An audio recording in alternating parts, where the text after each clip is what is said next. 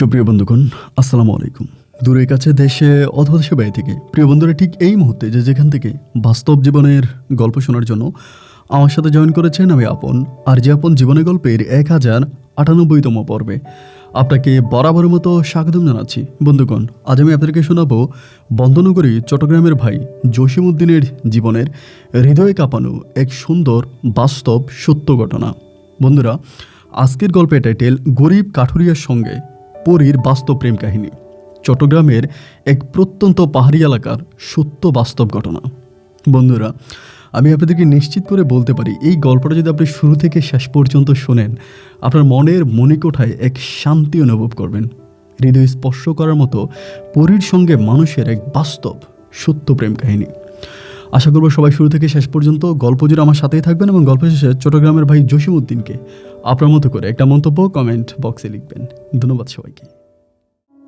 সুপ্রিয় বন্ধুগণ, আসসালামু আলাইকুম। আমার নাম মোহাম্মদ জসিমউদ্দিন।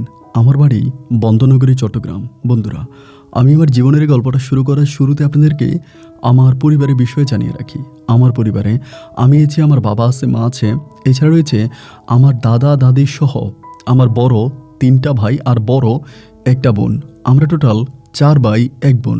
আমাদের পরিবারটা বন্দনগরী চট্টগ্রাম শহরের খুব কাছাকাছি পতেঙ্গা ঘেঁষে কোনো এক ছোট্ট গ্রামের এক নিম্ন মধ্যবিত্ত পরিবার। আমার বাবা পেশে একজন জেলে। আমার বাবা পতেঙ্গার ওই সাগরে মাছ ধরে এবং সেই মাছ বিক্রি করে আমি দেখে আসছি আমার জীবন দশায় বাবা খুব কষ্ট করে আমাদের পরিবারটাকে চালাতো। আমাদের পরিবারে বেশিরভাগ সময় ধরে প্রচুর অভাব অনটন থাকতো। আমার বড় ভাই বোন তারা এমনও বেলা গেছে, এমনও দিন গেছে যে 3 বেলায় 1 বেলা খাবার খেয়ে থেকেছে। আমার মা ছিঁড়া কাপড় পরে তার জীবন কাটিয়েছে। দাদা দাদি ওষুধ বড়িতে অনেক বেশি কষ্ট পাইত। এমন করেই এই অভাব অনটন দেখতে দেখতে আমার শৈশবের দিনগুলো কাটে। এরকম করতে করতে আমি মোটামুটি অনেকটাই বড় হই। তখন আমার একদম বড় যে বোনটা, আমার বড় বোনের বিয়ে ঠিক হয়। আমার বাবা সুদের উপরে টাকা নিয়ে আমার বড় বোনের বিয়ের কাজ সম্পন্ন করে। আমার বড় বোন জামাইও ছিল জেলে, তিনিও আমাদের ওই পতেঙ্গা সাগরেই মাছ ধরত। এবং এরকম করতে করতে আমার বড় ভাই যারা আছে তারাও সবাই বাবার সাথে একে একে জেলের কাজ করতে শুরু করে, সাগরে মাছ ধরতে শুরু করে। আমি সবার ছোট ছিলাম। দাদা দাদি এবং বাবা মা দুজনেরই স্বপ্ন ছিল অভাবের সংসারে আমি যেহেতু সবার ছোট, তারা আমাকে পড়াশোনা করাবে। আমি ছোটবেলা থেকেই দেখতে অনেকটা সুন্দর ছিলাম। আমার চেহারা, মুখমণ্ডল সব কিছু অনেক মায়াবী ছিল। কিন্তু আমি প্রচুর পরিমাণে দুষ্ট প্রকৃতির একটা ছেলে ছিলাম। এতটাই দুষ্টমি করতাম যে দুষ্টমির বর্ণনা দিলে আপনি কখনোই বিশ্বাস করবেন না। আমার মা বলতো যেদিক দিয়ে সুই যাবে না আমি সেখান দিয়ে কুড়াল ঢুকিয়ে দিতাম। এত পরিমাণে দুষ্টমি আমি করতাম। এরকম করতে করতে মোটামুটি বড় হই। আমার বয়স তখন প্রায় 7 থেকে 8 বছরের কাছাকাছি। ওই মুহূর্তে আমার দাদি হঠাৎ করে সিদ্ধান্ত নিল যে আমাকে মাদ্রাসায় পড়াবে। আমার মাকে বললাম আমার ছোট নাতিটাকে আমি মাওলানা বানাবো, যেহেতু আমি দেখতে শুনতে অনেকটা সুন্দর। তো দাদির চিন্তা ভাবনা হচ্ছে আমি যদি মাওলানা হয়ে কোনো একটা স্টেজে বসি তাহলে স্টেজ একদম আলোকিত হয়ে যাবে, আমি দিন ইসলাম নিয়ে আলোচনা করব। দাদির ওই স্বপ্ন পূরণ করার জন্য আমার মা বাবা উভয় তখন আমাকে আমাদের এলাকা থেকে মোটামুটি অনেক দূরে একটা হাফিজিয়া মাদ্রাসায় ভর্তি করিয়ে দেয়। সে মাদ্রাসায় কোরআনে হাফেজ তৈরি করা হয়। কিন্তু আমার মতো একটা শয়তান যখন ওই মাদ্রাসায় ভর্তি হয়ে গেলাম, আমি প্রতিনিয়ত বাচ্চাদের সাথে মারামারি করতে থাকি। আমার মতো অনেকেও ওই মাদ্রাসায় পড়াশোনা করতো, কিন্তু আমার মতো এতটা দুষ্ট প্রকৃতির কেউ ছিল না। এত পরিমাণে দুষ্টমি করতাম যেটা আসলে বলে বোঝাতে পারবো না। দুষ্টমির মাত্রা এতটাই তীব্র হয়ে যায় যে একদিন আমার হুজুর আমাকে খুব বেশি মারে। আমাদের মাদ্রাসায় যিনি হুজুর ছিল তিনি আমাকে অনেক মারে, এতটাই মারে যে আমার প্রচুর পরিমাণের জ্বর উঠে যায়। আমার পুরো শরীর যেন জ্বরে পুড়ে যাচ্ছিল, এমন একটা অবস্থা। সারা রাত জ্বরে কাতরিয়েছি।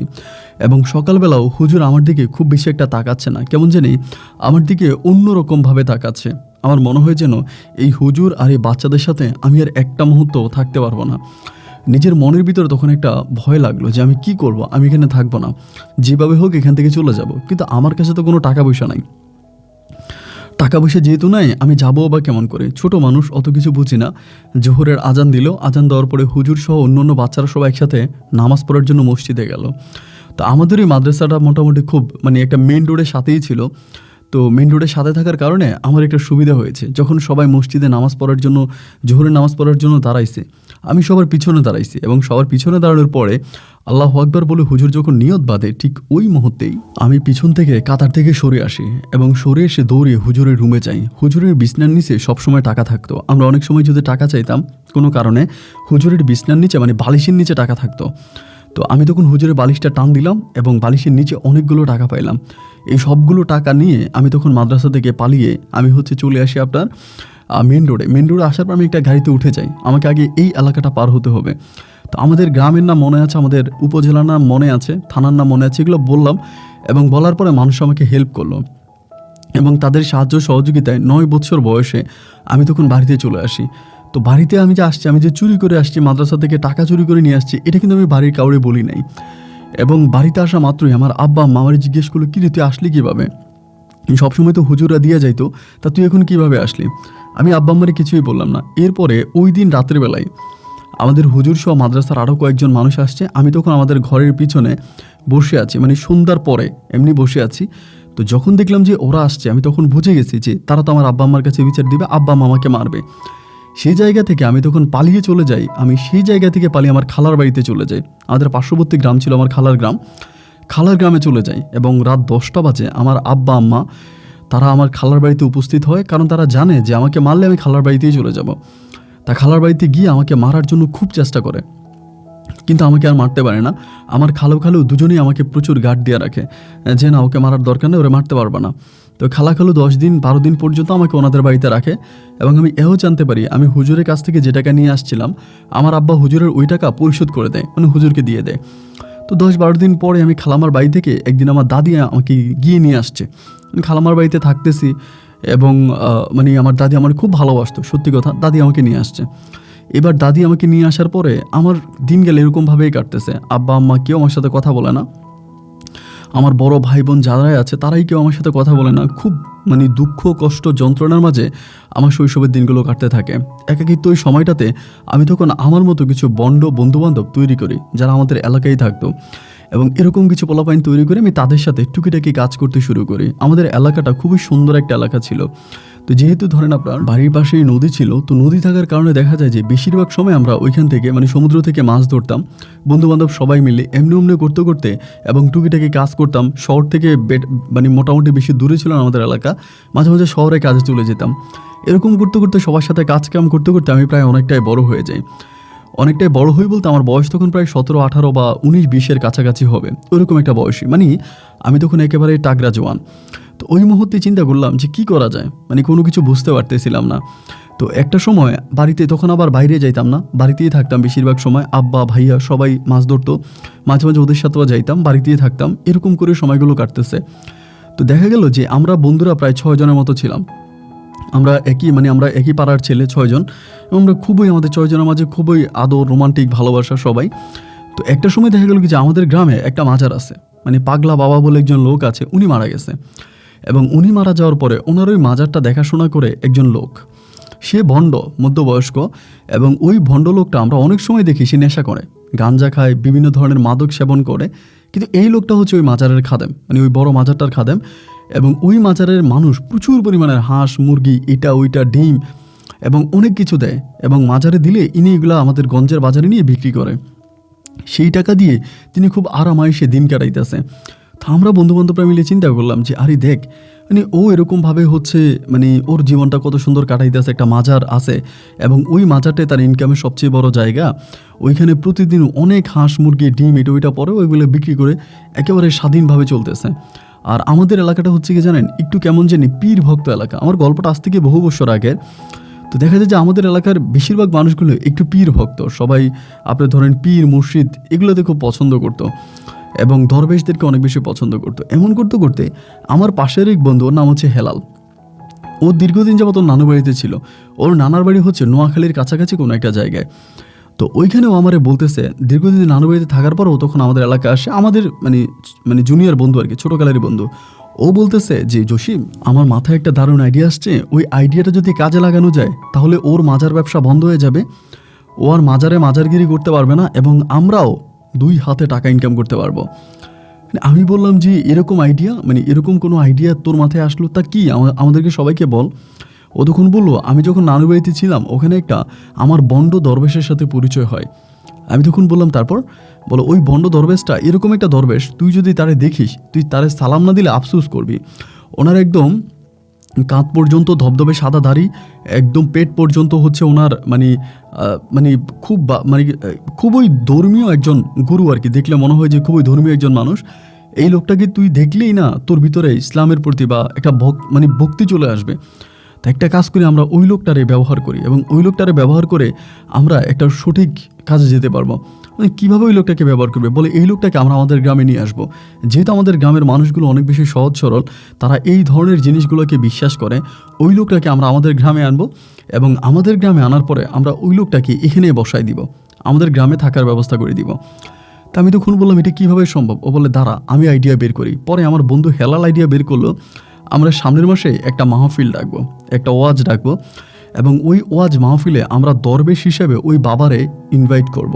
মানে ওই আপনার মাজারের উপলক্ষে আমরা একটা ওয়াজ মাহফিল করব এবং ওয়াজ মাহফিল করে ওই বাবাটাকে আমরা বলবো আমাদের গ্রামে আসার জন্য। তো এই বাবা যদি আমাদের গ্রামে আসে, তাহলে বাবা যখন উনি তো পীর সাহেব নামে আমরা ওনাকে আনবো এবং উনি সর্বশেষ আখিরি মোনাজাত করবে এবং আখিরি মোনাজাত করার পরে আমরা সবাই অনেক অনুরোধ করবো যে বাবা আপনি আমাদের গ্রামে অন্তত কিছুদিনের জন্য থেকে যান, এই মাজারের পাশে আপনি কিছুদিনের জন্য থাকেন। এবং এই বলে আমরা তাকে এই গ্রামে বসাই দিব। এরপরেরটা আমার মাথায় আইডিয়া আছে, এরপরেরটা আমি আমার আইডিয়া মতো কাজ করব। আমরা হেলালের কথা শুনে সবাই হেলালকে সাপোর্ট করলাম, কারণ এর আগেও হেলালের মাথায় শয়তানি বুদ্ধিগুলো খুব ভালো কাজ করে। এর আগেও যে হেলাল আমাদেরকে অনেকগুলো শয়তানি বুদ্ধি দিয়েছে যেগুলোতে আমরা সাকসেস হয়েছি। তখন সবাই হেলালকে বললাম যে ঠিক আছে বন্ধু, তোর কথাই ফাইন, আমরা তোর কথাই মেনে নিলাম, তাহলে আমাদেরকে এখন কি করতে হবে? ও তখন বললো সর্বপ্রথম আমাদের সবাইকে ওই মাজারের খাদেমের কাছে যেতে হবে এবং মাজারের খাদেমের কাছে গিয়ে মাজারের খাদেমের মাথায় একটা তরল বুদ্ধি দিয়ে আসবো। বুদ্ধিটা হবে ঠিক এরকম, ওনাকে বলবো যে আমরা এখানে মাহফিল করব এবং যেহেতু মাহফিল করব সেই মাহফিলে অনেক টাকা উঠবে এবং যেহেতু অনেক টাকা মাহফিল থেকে উঠবে, সেই মাহফিলের সমস্ত টাকার অল্প কিছু অংশ আমরা নিব এবং বাকি টাকাটা আপনাকে দিয়ে দিব, আপনি আপনার মাজারের কাজে লাগাবেন এবং এই করে আমরা প্রতি বছর এখানে একটা করে মাহফিল করব। মাহফিলের যে টাকা আসবে আমাদেরকে কিছু দিবেন এবং বেশিরভাগটাই আপনি নিয়ে যাবেন, আপনি আপনার মাজারের কাজে লাগাবেন। এই বুদ্ধিটা যদি ওকে দিই, ও আমাদের বুদ্ধির মধ্যে পড়বে। হেলাল যেমন করে আইডিয়া নিল, ঠিক তেমন করে আমরা ওই মাজারের লোকটার কাছে গিয়ে ধরলাম যে আমরা এখানে একটা মাজার উপলক্ষে একটা মাহফিল করব এবং বিভিন্ন দরবেশদেরকে বক্তাদেরকে আমরা এখানে ইনভাইট করব, তারা আসবে এবং সেখানে আমরা অনেক চাঁদা উঠাবো, বিভিন্ন মানুষের কাছ থেকে চাঁদা উঠাবো এবং মাহফিলের কালেকশন হবে। এই থেকে যে টাকা হবে সব টাকায় বেশিরভাগ টাকা আপনাকেই দিব এবং আমরা কিছু টাকা নিয়ে যাব। ওই বন্ড মাজারের খাদেম তখন বলতেছে যে না, আমি এখানে কোনো মাহফিল করাবো না, আর মাহফিল যদি আমি করাইও তোরা কেন টাকা নিবি? আমি এখান থেকে যত টাকা পাবো ওই মাহফিল থেকে ঠিক তত টাকা আমি মাজারের কাজে ব্যবহার করব, আমি তোদেরকে দিব না। মানে কী পরিমাণের খারাপ লোক হতে পারে চিন্তা করেন। আমরা কত দেখছি উনি নাকি মাজারের কাজে ব্যবহার করে, কোনোদিন মাজারে একটা ইট লাগাতে ওনাকে দেখি নাই বা মাজারের পাশে বসে মাজারের একটু সংস্কারে কোনো কাজ করতে আমরা দেখি নাই, কিন্তু উনি নাকি মাজারের মধ্যেই টাকা রাখবে। তো যাই হোক, আমরা তো জাস্ট মাহফিলটা করা দরকার, ঠিক আছে আমরা টাকা নিব না, আমরা মাজারের পাগলা বাবার ভক্ত হিসাবে এখানে একটা মাহফিল করবো এবং সবাই মিলে মাহফিলে আমরা উপস্থিত থাকবো। তো ঠিক আছে, আপনি আমাদেরকে শুধুমাত্র একটু সাপোর্ট করেন, আপনার যেহেতু মাজারটা, ওই মাজারে আমরা মাহফিলটা করবো, আপনি আমাদেরকে সাপোর্ট করে যান। তারপরে ওই মাজারের খাদেম বললো ঠিক আছে আমি তোমাদেরকে সাপোর্ট করবো, কিন্তু খবরদার কালেকশনে যত টাকা উঠবে সব টাকাই কিন্তু আমি নিয়ে যাব, কোনো টাকাই তোমাদেরকে দিব না। তার জন্য ঠিক আছে আমাদেরকে দিতে হবে না, আপনি আমাদেরকে সাপোর্ট দিয়ে যান।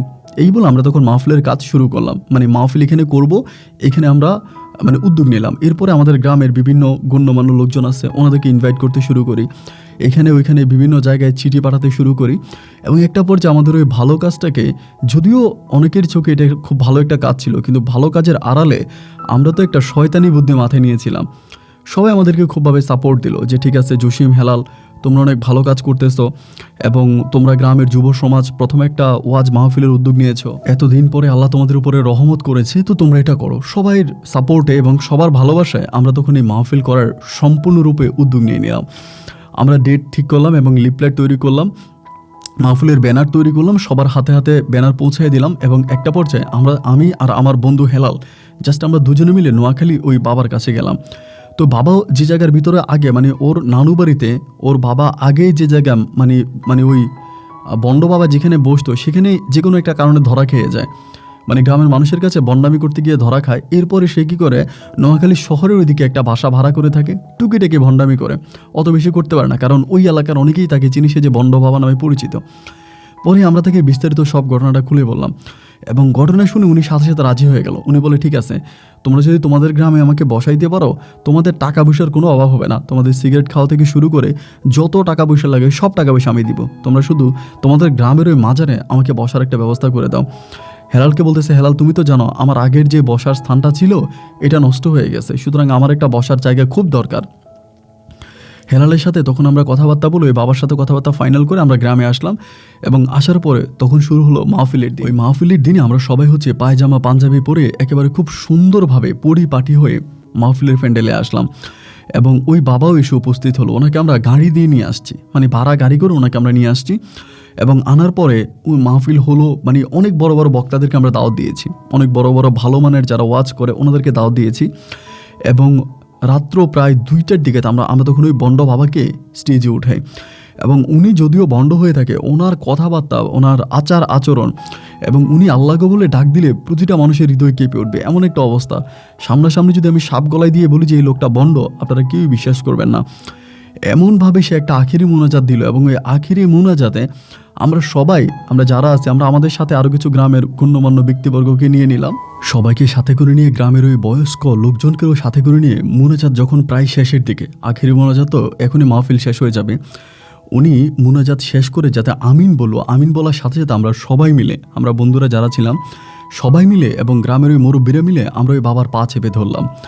এবং বাবার পা চেপে ধরে বাবার কাছে অনুরোধ করতে শুরু করলাম, ও বাবা, আজকের এই মাহফিলে আপনার অসংখ্য মানুষ হয়েছে, সবার সামনে আমরা গ্রামবাসীর পক্ষ থেকে আপনার কাছে একটা দোয়া চাই এবং আপনার কাছে একটা অনুরোধ নিয়ে আসছি। উনি তখন মাইকে বলতেছে যে কী অনুরোধ বলো। আমরা তখন মাইক্রোফোন হাতে নিয়ে বলতেছি যে এই মাজারটা আমাদের এই গ্রামে সবার পরিচিত একটা মাজার এবং দূর দূরান্ত থেকে মানুষজন এই মাজারে আসে, বাবার নামে সবাই অনেক কিছু কোরবানি করে। আপনি এই গ্রামে আজকে নতুন আসছেন এবং আপনি অনেক বড় মাপের একজন বুজুর্গ, অনেক বড় মাপের একজন পীর, এটা আমরা সবাই জানি। আমরা আমাদের তরফ থেকে বাবা আপনার কাছে অনুরোধ করতেছি, আপনার কাছে রিকোয়েস্ট করতেছি, আপনার কাছে করজোরে অনুরোধ করতেছি যে বাবা আপনি আমাদের গ্রামে অন্তত কিছুদিনের জন্য হলেও এই মাজারের পাশে থেকে যান।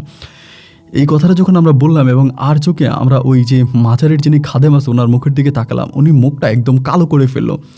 উনি ওই স্টেজে বসা ছিল, উনি যখন এসে কিছু বলতেছিল আমার বন্ধু হেলাল তখন তাকে ধাক্কায়া স্টেজের নিচে নামাই ফেললো। ওরা কোনো কিছু বলার সুযোগ দিল না। এর মাঝে বাবা বললো যে না, আমার তো কোনো গ্রামে থাকা হয় না এবং আমার যেখানে স্থান আমি আমার স্থান অনুযায়ী চলে যাব, আমি এখানে থাকবো না, তোমরা আমাকে অনুরোধ করো না। এরপরে আমি মাইক্রোফোন হাতে নিয়ে স্টেজে সামনে যত মানুষ ছিল সবাইকে বললাম, আপনারা সবাই বাবাকে অনুরোধ করুন আমাদের গ্রামে থাকার জন্য। বাবা যদি আমাদের গ্রামে ওই মাজারের পাশে থাকে, আমাদের গ্রাম পুরো আলোকিত হয়ে যাবে। আশেপাশের সমস্ত গ্রামের মানুষরা আমাদের গ্রামে এসে বাবার কাছ থেকে বিভিন্ন ধরনের দোয়া নিতে পারবে। আপনাদের কাছে অনুরোধ করে আপনারা সবাই বাবাকে অনুরোধ করেন যাতে আমাদের গ্রামের এই মাজারে বাবা থেকে যায়। মুহূর্তের মধ্যেই সবাই তখন এক সুরে বলে উঠল, বাবা আপনি আমাদের গ্রামে থাকেন, আপনি আমাদের গ্রাম থেকে যায়েন না, আপনি আমাদের গ্রামে থাকেন। সবাই যখন এভাবে বলতে শুরু করলো, একটা পর্যায়ে বাবা মাথা নিচু করে ফেললো এবং সবার সামনে বলল যে ঠিক আছে, তবে কতদিন থাকবো সেটা আমি ঠিক জানি না, এটা হতে পারে 1 ঘন্টা, আবার হতে পারে 10 বছরও। তো আমি কতদিন থাকবো জানি না, আমি চেষ্টা করবো এখানে থেকে এই গ্রামের সমস্ত মানুষের দুর্দশা, গ্রামের মানুষের রোগ ব্যারাম কষ্ট থেকে মানুষকে মুক্ত করে একটা ভালো জীবন মানুষকে উপহার দেওয়ার জন্য আমি চেষ্টা করব। এবং সেই থেকে বাবা স্টেজ থেকে নেমে সরাসরি আমাদের এলাকার মেম্বারের বাড়িতে বাবারে নিয়ে গেলাম। রাতে মেম্বারের বাড়িতে নিয়ে গেলাম। এরই মাঝে রাতের প্রায় শেষের দিকে ওই মাজারের যিনি খাদেম তিনি আমাদেরকে বলতেছে, এই তোমরা এটা কী করলা? আমরা বললাম, আপনার কোনো কথা নাই, বেশি কথা বললে গ্রামবাসীকে দিয়ে আপনাকে পিটাবো, আপনি অমুক জায়গায় গিয়ে মুরগি বিক্রি করেন, ডিম বিক্রি করেন, আমাদের কাছে সমস্ত প্রমাণ আছে। তারে ধমকায় কোনো রকমে আমরা তখন সকালবেলায় মাহফিলে যে টাকা কালেকশন হয়েছে ওই টাকা দিয়ে মাজারের সামনে বাবার জন্য একটা বৈঠকখানা বানাতে শুরু করলাম। বাবা থাকার ঘর, বাবার বৈঠকখানা, 1 দিনের ভিতরে আমরা সমস্ত কাজ সম্পূর্ণ করে এর পরের দিনই সকালবেলা আমরা বাবাকে মাজারে এসে বসাই দিলাম। বাবা তখন মাজারে এসে বসলো। সাথেই হলো কি আপনার দূর দূরান্ত থেকে মানুষজন এই বাবার কাছে আসতে শুরু করলো। এটা ওইটা বিভিন্ন ধরনের সুযোগ সুবিধা মানুষ নিতে শুরু করলো বাবার কাছ থেকে। এরকম করতে দেখা গেল ওই যে মাজারের যিনি খাদেম আছে তিনি তো আবার খুব চালাক প্রকৃতির, চিকন বুদ্ধির একজন লোক। তিনি তখন বিভিন্ন লোকের কাছে বলতেছিল যে না, এই বাবা ভালো না, উনি এটা ওইটা অনেক ধরনের কথা তিনি মানুষের কাছে বলে। এই লোকটা যেহেতু দীর্ঘদিন ধরে এই মাজারে খাদেম হিসেবে আছে, তারাও কিন্তু অনেকেই বিশ্বাস করে তার কথা শুনে। আস্তে আস্তে দেখলাম যে গ্রামে বাবার রেপুটেশন কমে যাচ্ছে। এমন সময় বাবা একদিন আমাদেরকে বুদ্ধি দিল যে জসিম, হেলাল তোমরা একটা কাজ করো, কাজটা হচ্ছে এইটা যে আমি যে মেম্বারের বাড়িতে ছিলাম ওই মেম্বারের বাড়িতে একটা ছোট বাচ্চা আছে। বাচ্চাটা হাঁটাচলা করতে পারে, মোটামুটি হাঁটতে পারে। একদিন কাজ করো, বাচ্চাটা বেশিরভাগ সময়, আমি যে ওনার বাড়িতে একদিন এক রাত ছিলাম, আমি দেখেছি বাচ্চাটা বেশিরভাগ সময় বাড়ির উঠানের বাইরে গিয়ে খেলা করে, এখানে সেখানে হাঁটাহাঁটি করে। তোমরা একটা কাজ করো, একদিন ওই বাচ্চাটাকে কিডন্যাপ করে নিয়ে যাও। আমরা বললাম তারপর? বলে বাচ্চাটাকে কিডন্যাপ করে নিয়ে যাবা এবং কিডন্যাপ করে নিয়ে ওই মেম্বার তো আমাকে অনেক বিশ্বাস করে, তার ঘরে আমি ছিলাম, ওই মেম্বার অবশ্যই আমার কাছে আসবে, আসলে আমি বলবো বাচ্চাটাকে জিনে নিয়ে গেছে। এরপরে একটা ডেট আমি ফিক্সড করব, ওই ডেটে তোমরা পুরো গ্রামবাসীকে জানাবা, সেই ডেট অনুযায়ী তোমরা কিডন্যাপ করে বাচ্চাটাকে ছেড়ে দিবে এবং আমি বলবো বাচ্চা আপনার বাড়িতে জিনে দিয়ে গেছে, আপনি নিয়ে যান। এইটা বলাতে আমরা তখন সবাই মিলে বললাম যে হ্যাঁ এটা আমরা করবো, তাহলে গ্রামের মানুষের এই বাবার প্রতি আরও অগাধ বিশ্বাস জন্ম হবে। যেমন কথা তেমন কাজ। একইভাবে তখন আমরা এই আপনার মাঙ্কি ক্যাব পরে ওনার বাড়ির আশেপাশে ঘুরতেছি, মেম্বার বাড়ির আশেপাশে। এইভাবে 2 দিন ঘোরার পরে একদিন মাগরিবের কিছুক্ষণ আগ মুহূর্তে আমরা ওই বাচ্চাটাকে কিডন্যাপ করতে সক্ষম হই। বাচ্চাটাকে কিডন্যাপ করে আমি আমার বন্ধু হেলালের আপনার বাড়িতে, হেলালের বাড়িটি একটু নীরব একটা বাড়ি ছিল। হেলালের বাবা মা দুজনেই একটু অসুস্থ টাইপের, ওরা আসলে একটু মানসিকভাবে রুগী, মানুষের যাতায়াত ওই বাড়িতে খুবই কম। আমরা তখন ওই বাড়িতে হেলালের বাড়িটাই সিলেক্ট করলাম এবং ওই হেলালের বাড়িতে বাচ্চাটাকে নিয়ে গেলাম এবং এই বাচ্চাটাকে নিয়ে গেছে। ও কিন্তু আমাদেরকে দেখে নাই, বাচ্চাটাও মোটামুটি একদম যে ছোটো ছিল তাও না, মোটামুটি বুঝার মতোই। মুখের মধ্যে ওর কষ্টে পেঁচা রাখতাম, কথা বলতে দিতাম না, সবসময় আমরা তার সাথে মাস্ক পরে আসতাম, তার চোখ বেঁধে রাখতাম। খুবভাবে বাচ্চাটাকে কষ্ট দিতাম, কিন্তু এটা আসলে আমাদেরও খুব কষ্ট হইতো। শুধুমাত্র বাবাকে আমাদের এখানে চিরস্থায়ীভাবে বসানোর জন্য আমরা তখন কাজটা করি। এরপরে বাবা তখন এই মেম্বারে তখন পাগলের মতো হয়ে গেছে। সন্ধ্যার সময় বাচ্চারে পাইলো না, দেন মাইকিং শুরু করলো রাতের বেলায়। এবং মাইকিং করতে করতে আমরা তখন গিয়ে বললাম, আরে মেম্বার সাহেব আপনি মাইকিং করতেছেন, মাইকিং করার দরকার কি, বাবার কাছে যান, বাবাই তো সমস্ত সমস্যার সমাধানকারী। এবার মেম্বার এবং মেম্বারের বউ এই রাতের মধ্যে বাবার পায়ে গিয়ে পড়ছে, পরে বলতেছে যে বাবা আপনিই পারেন আমার বাচ্চাকে ফিরে আনতে, আমার বাচ্চা কোথায় গেছে, কই চলে গেছে। বাবা তখন বললো যে ঠিক আছে আমি সকালবেলা বলবো, তোমরা সকালে সূর্য ওঠার পরে আইসো। বাবার কথা হচ্ছে যে বাবা এই কথাগুলো রাতের অন্ধকারে বলবে না। সকালবেলা অনেক মানুষ আসলো, অনেক মানুষ জড়াইতে হলো। বাবা তখন সবার সামনে বসে বসে বলতেছে, তোমাদেরকে আমি বারবার বলেছি যে মাগরিবের সময় কখনোই, আগে জিজ্ঞেস করো যে তোমার বাচ্চা হারিয়েছে কখন। মেম্বার বললো মাগরিবের সময়, মাগরিবের কিছুক্ষণ আগেও বাচ্চাকে দেখছে আর মাগরিবের পরে দেখে না। তো মেম্বার বললো যে আমি এই গ্রামের সব মানুষকে বলেছি যে দেখো মাগরিবের পরে, মাগরিবের সময়টা খুব ভয়ানক একটা সময়, আমরা ওই সময়টাতে আমাদের বাচ্চা কাচ্চা যারা আছে তাদেরকে আমরা ঘরের মধ্যে আটকিয়ে রাখবো, ঘরের বাইরে যেতে দেবো না, কারণ সে সময় জিনপরীরা চলাফেরা করে এবং তারা চলাফেরা করার সময় তাদের সামনে যদি কোনো বাচ্চা পড়ে তাহলে তারা এটাকে নিয়ে যায়। একইভাবে আমি দেখেছি যে মেম্বারের ওই বাচ্চাটাকে একটা জিনে নিয়ে গেছে, তো জিনের কাছ থেকে আমি বাচ্চাটাকে এনে দেবো, আপনারা সবাই কি বলেন? সবাই মিলে বলতেছে হ্যাঁ বাবা এনে দেন এনে দেন। এবং একইভাবে তিনি বলতেছে আগামী দিন ইনশাল্লাহ আপনি আপনার বাচ্চাকে পেয়ে যাবেন।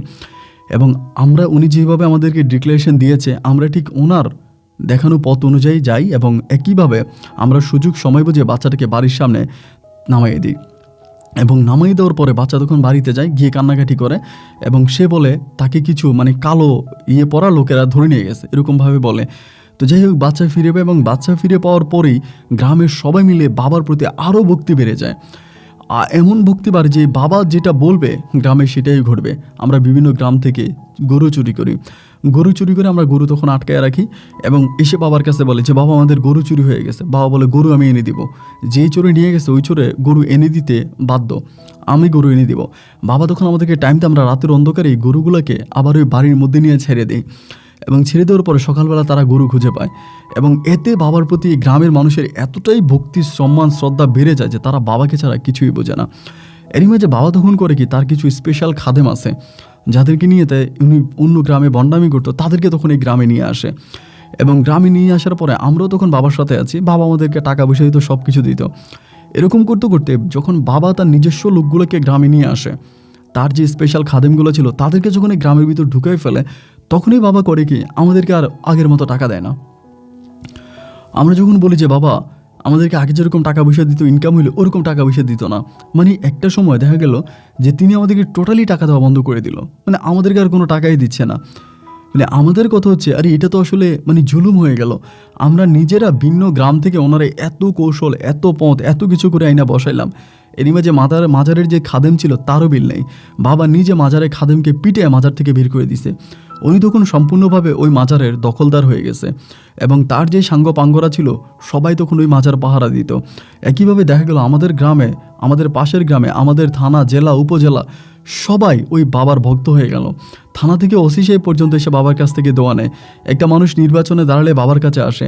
গ্রামের একটা ডিম চুরি হলেও বাবাকে এসে বলে। মানে বাবা ছাড়া তখন আমাদের গ্রামে আর কোনো গতি নেই, বাবা যাই বলে তাই হবে। কিন্তু আমাদের ভাগ্য পুরো ছাই হয়ে গেল। একটা সময় দেখলাম যে না, কোনোভাবে বাবাকে আর লাইনে আনা যাচ্ছে না। যতভাবে বাবারে বলে আপনি আমাদেরকে টাকা দেন, কারণ আমরাই গ্রামে এনেছি, কিন্তু বাবা আমাদেরকে আর একটা পয়সাও দিল না। আমরা তখন হেঁটে হেঁটে গ্রামবাসীর কাছে বাবার সম্বন্ধে নেগেটিভ বলতে শুরু করলাম। কিন্তু অবাক বিষয় হচ্ছে ভাই, একটা সময় আমরা স্টেজে বসে সবাইকে অনুরোধ করলাম বাবাকে এই গ্রামে রাখার জন্য। এই গ্রামের মানুষরা জানে যে বাবাকে আমরাই গ্রামে এনেছি, আমরাই গ্রামে বসিয়েছি। কিন্তু যখন আমরা মানুষের কাছে বলতে শুরু করলাম বাবা বন্ড, বাবা প্রতারক, তখন গ্রামের মানুষগুলো আমাদেরকে উল্টা বলতে শুরু করলো। এবং একটা সময় বাবা গ্রামের মানুষদেরকে বলতে শুরু করলো, এই গ্রামের যে যুব সমাজ আছে, যুব সমাজ আমার কাছে টাকা চায়, আমি আপনাদের কাছ থেকে টাকা নিয়ে যুব সমাজকে দেওয়ার জন্য। আপনারা কি বলেন? এই কথা যখন বাবা গ্রামবাসীকে বলে, গ্রামবাসী এবং ওই মেম্বার সহ আমাদেরকে গ্রাম থেকে তাড়িয়ে দেয়। আমরা মেম্বারের কাছে গিয়ে পর্যন্ত বলি আপনার বাচ্চা না, আমরা কিডন্যাপ করছি। কিন্তু মেম্বার আর আমাদের কোনো কথাই বিশ্বাস করে না। বাবার প্রতি গ্রামের মানুষের এমনই অন্ধবিশ্বাস জন্মে যায়, আমরা সাপ গলায় দিয়েও যদি বলি আমাদের কথাই কেউ বিন্দু পরিমাণের কোনো রকমের মূল্যায়ন করবে না। একটা পর্যায়ে সব কিছু হারিয়ে আমাদের এই গ্রাম ছেড়ে বের হয়ে যেতে হলো। আমরা এই গ্রামে শত চেষ্টা করে আর থাকতে পারলাম না। গ্রামের কোনো মানুষ আমাদের সাথে কথা বলে না, তারা আমাদেরকে বলে আমরা ঘরের শত্রু ডিভিশন, আমরা বাবাকে এই গ্রামে এনেছি, বাবা এই গ্রামে ভালো কাজ করে বলে আমরা বাবার মাধ্যমে আমরা টাকা ইনকাম করার পায়তারা করতেছি, টাকা ইনকাম করার চেষ্টা করতেছি। এইভাবে গ্রামের সব মানুষরা তখন আমাদেরকে খারাপ ভাবতে থাকে। একটা পর্যায়ে আমাদেরকে এই গ্রামে আর আমরা ঠিকমতো থাকতেই পারতেছিলাম না। আমার মাথায় তখন এক ধরনের একটা আইডিয়া আসলো। আমি একদিন একটা আপনার বই মেলার মতো একটা জায়গা আছে, আমাদের এলাকাতেই বই মেলা হতো, তো ওখানে বিভিন্ন ধরনের বই বিক্রি করা হতো। তো ওইখানে যাওয়ার পরে আমি হঠাৎ করে একটা বই হাতে পেলাম এবং বইটা দেখে আমি যেটা দেখলাম এটা হচ্ছে কবিরাজি শিক্ষা বলে একটা বই। কবিরাজি শিক্ষার ওই বইটা আমি তখন ওই বইমেলার মধ্যে আমার হাতে নিলাম। হাতে নেওয়ার পরে আমি দেখলাম এটার ভিতরে আমি যখন বইটাকে উল্টাচ্ছি, মানে বইটাকে খুলতেছি, আমি দেখলাম যে বিভিন্ন জায়গার মধ্যে কিভাবে জিন চালান করতে হয়, কিভাবে জিনদেরকে বশে আনতে হয় এবং জিন দিয়ে কিভাবে মানুষের কাজ করতে হয়, এই জিনিসগুলো লেখা। এবং এতভাবে লেখা যে আমার কাছে মনে হলো শুধু লেখা না, এগুলো তিনি উল্লেখ করে দিয়েছে বইয়ের মধ্যে যে কিভাবে কি করতে হবে, এই সমস্ত কিছু বইয়ের মধ্যে লেখা আছে। এই লেখাগুলো দেখার পরে আমি তখন ওই বইটাকে কিনলাম। বইটাকে কেনার পর আমি তখন বইটা নিয়ে বাড়ি আসলাম। এসে আমি তখন চিন্তা করলাম বাবা যা করতেছে সবই তো ভণ্ডামি। বাবার তো কোনো কিছুই রিয়েল না, ওনার তো পুরোই ভণ্ডামি। উনি তো আসলে কোনো মানুষের কোনো উপকার করতে পারে না। কিন্তু আমি যদি এই বইটা নিই এবং এই বইটা পড়ে যদি আমি সেখান থেকে সত্যিকার অর্থে কবিরাজি শিখতে পারি এবং আমি যদি তান্ত্রিক হতে পারি, তাহলে দেখা গেল আমি তো রিয়েল, বাবা তো ফেক, বাবা আমার কাছে মায়ের খেয়ে যাবে। এই বলে তান্ত্রিক শিক্ষার ওই বইটা আমি তখন রাতের বেলায় পড়তে শুরু করলাম এবং বইটার মধ্যে এতটাই ভয়ানক জিনিস ছিল, এতটাই ভয়ানক কথাবার্তা ছিল, যেগুলো দেখে যে কোনো মানুষেরই ভয় লেগে যাবে। আমি তখন আর আমার বন্ধু বান্ধবের সাথে মিশি না, বাড়ি থেকে খুব বেশি একটা বের হই না, কারোর সাথেই খুব বেশি একটা চলাফেরা করি না। বেশিরভাগ সময় আমার তখন কাটতে থাকে ওই বই পড়তে পড়তে। আমি তখন বইয়ের বিভিন্ন পৃষ্ঠার ভিতরে পড়তে থাকি কোথায় কী লেখা আছে এবং এটা ওইটা পড়তে পড়তে একটা সময় আমি একটা আমলও করি। ওখানে কিছু আমল লেখা থাকে, রাতের বেলায় বিভিন্ন ধরনের কাজ করতে হবে, যেগুলো আসলে মানুষের নিরাপত্তার কথা চিন্তা করে আমি বলতেছি না, এই ধরনের কিছু কাজ আমাকে করতে হবে। আমি একদিন রাতের বেলায় এই আমলটা করি এবং ওই আমলটা করার পরে পরের দিন রাতেই আমি তখন যাকে কাঙ্ক্ষিত করি, যে জিনটাকে আমি টার্গেট করি, যে এই কাজটা করি, ওই জিনটার সাথে আমার দেখা হয় বলতে আমি ঘুমে তাকে স্বপ্নে দেখি। তিনি আমার কাছ থেকে বহু দূরে আছে, অনেক দূরে থেকে তিনি আমাকে বলতেছে যে জসিমউদ্দিন, তুমি ভুল করতেছো, এই কাজটা তুমি করো না, এটা তোমার জীবনে সবচেয়ে ভয়ানক ক্ষতির কারণ হয়ে দাঁড়াবে এবং তুমি হয়তো মারাও পড়তে পারো। তুমি আগুন নিয়ে খেলতে এসো না, তুমি কোনো তান্ত্রিক নয়, তুমি কোনো কিছু জানো না, সামান্য বই পড়ে অল্প বিদ্যা নিয়ে তুমি এমন ভয়ঙ্কর কাজ করতে এসো না।